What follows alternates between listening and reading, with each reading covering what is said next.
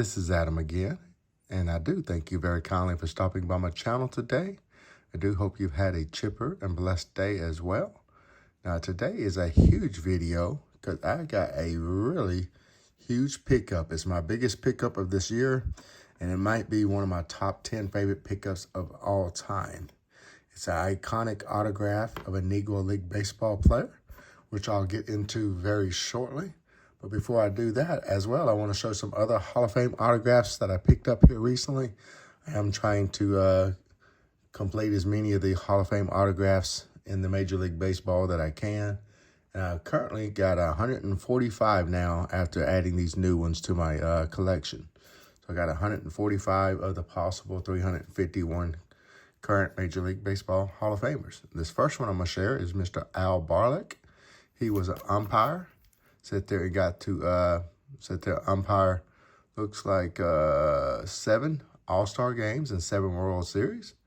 And he did that for 28 years and was inducted into the Hall of Fame in 1989. So that was my first pickup. I'm trying to get some of this low-hanging fruit as I come across them. I could have sworn I had a Jim Catfish Hunter, but I didn't. So I went ahead and snagged this one here. Looks really nice on this I think it's a Nabisco or something like that. It's a little food product one. And I love the symbolizes the All-Star autographs. Got him in the Yankees uniform there, so that's really cool. And let's see, the next one is a Mr. Johnny Mize. Got him in the Cardinals uniform there. Love that as well. He got some really cool stats on the back. It also has the James Spencer JSA certification there. You can see his career stats there with 359 home runs, 1,337 RBIs. Nice career stats there. This next one is Mr. Luke Appling. I love this Donruss Hall of Fame Hero set. And then you can see he played his whole career there with the White Sox, finished with above 300, actually 310 to be exact, lifetime batting average from 1930 through the 50s. Through year 50. This next one kind of knocked out 2 Hall of Fame autographs on the same card here. Got Sam Rice and Ted Lyons. Both were Hall of Famers. Sam Rice sit there and pitched or played from 1915 to 1934 for the Senators for 19 years and Cleveland for 1 year. And let's see, he had 2,987 career hits. So that was pretty unique. And as well, what I sat there and found out about him that he batted left-handed, but he threw right-handed. So he was, I guess, a really good hitter with the opposite and then his strong dominant hand, which most people would typically throw with. So he played outfielder, mostly right field and center field, and occasionally left field. And now on to Ted Lyons. Sam was inducted into the Hall of Fame in 1965. Now to Ted Lyons. He was inducted into the Hall of Fame in 1955 with a 70.7 career WAR, 260 wins, 230 losses with a 3.67 career ERA, and he played for the White Sox from the 23 through 46. So that is that pickup. And this last one before I get into the really, really big one is going to be Lloyd Wainer, a.k.a. Little Poison. And he was inducted into the Hall of Fame. Let's see, it didn't say. And I forgot to grab that. My bad. But as far as cut autographs, you know, I hear some people sit there and say they don't like checks as cut autographs.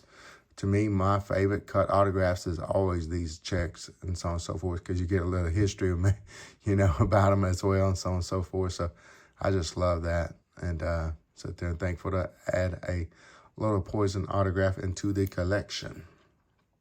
All right, on to the last one. Now, this player, to me, and I already kind of hinted that entire episode, it is going to be a Satchel Paige autograph.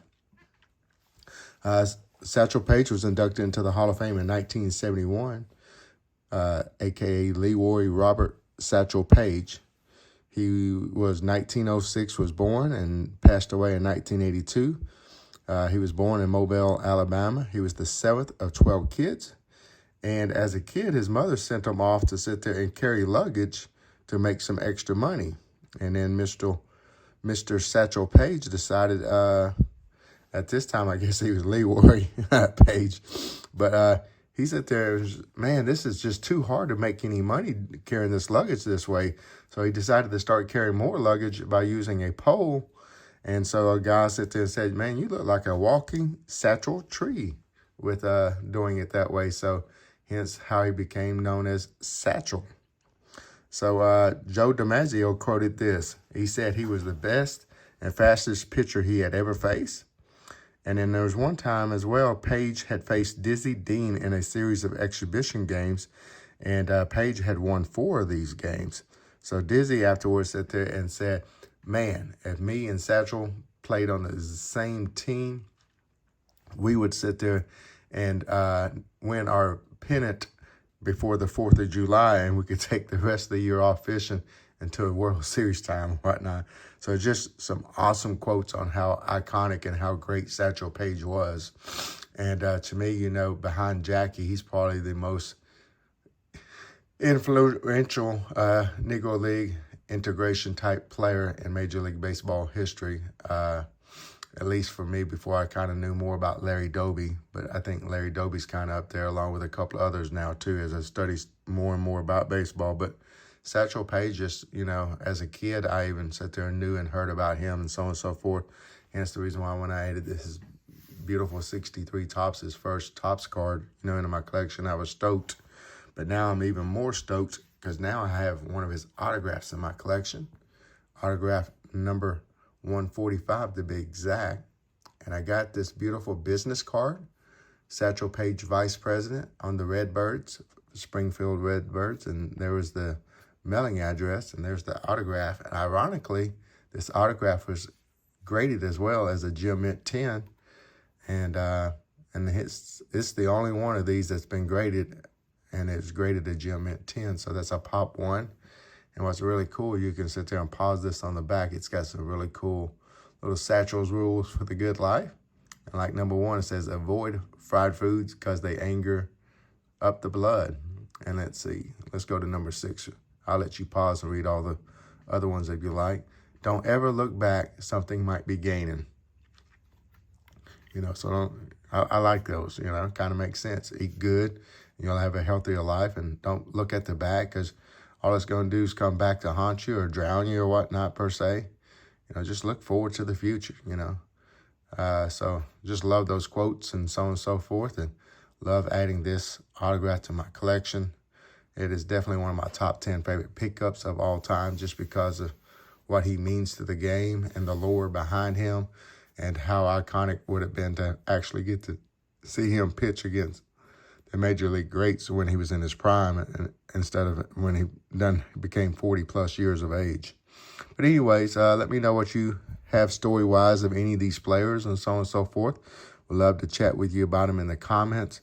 But I do appreciate you checking out my huge pickup and as well my other Hall of Fame autograph pickups to continue to add to my unique counter on those. But please take care, stay chipper, and we'll see you on the next video. Bye now.